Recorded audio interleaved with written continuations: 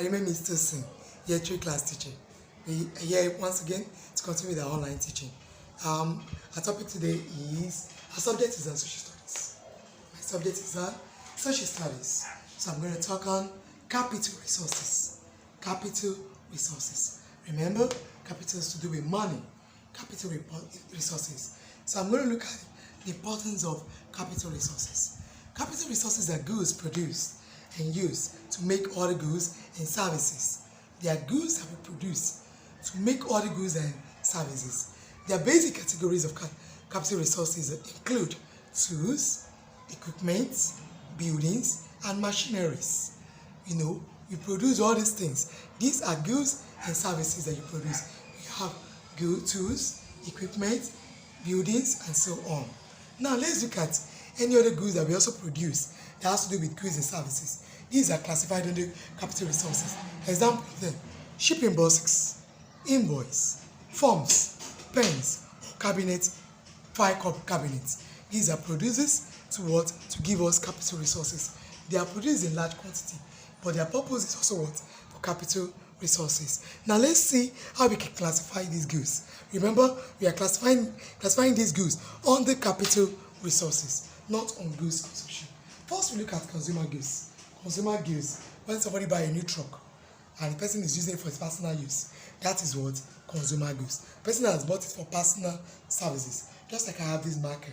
If I bought it for my personal use, it's what? It is consumer goods. I bought it for my own personal consumption.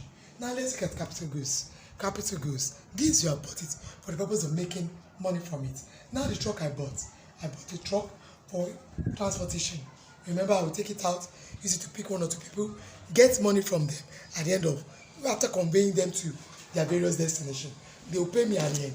That is for capital goods. I will get money at the end. Now my market. Let's assume I bought it and I decide to also sell it out to get money at returns. It is also what? For capital goods. For capital aims, to earn more money from it. I can decide to get 10 of these market and sell them out. And after selling them, I will make more money. If I decide to just use it for writing, maybe for teaching my kids or for teaching purposes, for my personal use, that I might not get money at the end. But with the purpose of buying more to sell and make more money, that is for capital goods. So with this, I would like to give you my take home. What is capital resources? I want you to write the definition. Tell me what is capital resources. As I said they are goods produced and they are used to make other goods and services. So you tell me what is capital resources. Then you also mention two classes of goods. We have classified under goods and under capital resources. I said they are what?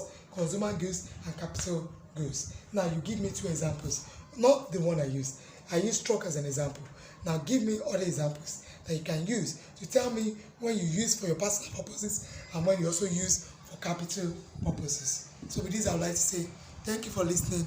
God bless you.